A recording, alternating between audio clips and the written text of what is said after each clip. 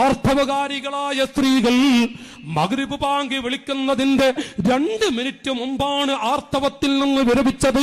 ആ പെണ്ണ് കുളിച്ചു വരുമ്പോഴേക്കും മഗ്രിബ് ബാങ്ക് വിളിച്ചാൽ സ്ത്രീകളെ മഗ്രിബ് മുതലല്ല നിസ്കരിക്കേണ്ടത്, അതിന്റെ മുമ്പുള്ള ളുഹറും അസ്റും നിസ്കരിക്കൽ നിർബന്ധമാണ്. പെണ്ണിന് ഇളവില്ല. ആർത്തവകാരികൾക്ക് നിസ്കാരം ഹറാമാണ്, നിസ്കരിക്കാൻ പാടില്ല.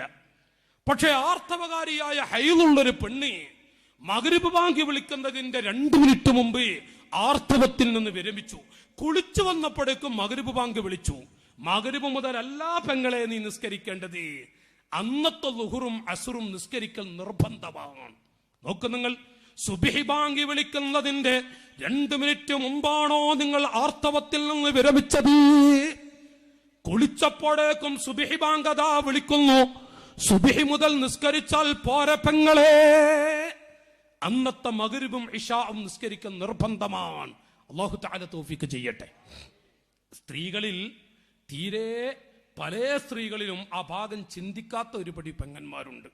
സുബ്ഹി ബാങ്ക് വിളിക്കുന്നതിന്റെ 2 മിനിറ്റ് മുമ്പ് ആർത്തവത്തിൽ നിന്ന് വിരമിച്ചാൽ കുളിച്ചു, സുബ്ഹി ബാങ്ക് വിളിച്ചിട്ടാ, സുബ്ഹി ബാങ്ക് വിളിച്ചു, സുബ്ഹി മുതലല്ല നിസ്കരിക്കേണ്ടത്, മുമ്പത്തെ മഗ്രിബും ഇശാഉം നിർബന്ധമാണ്.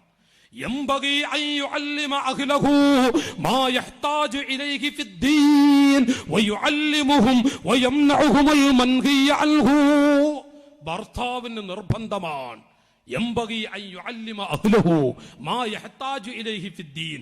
ആവശ്യമുള്ളത് ഇത് പഠിപ്പിച്ചു കൊടുക്കണം, ഇത് പഠിപ്പിച്ചു കൊടുക്കണം.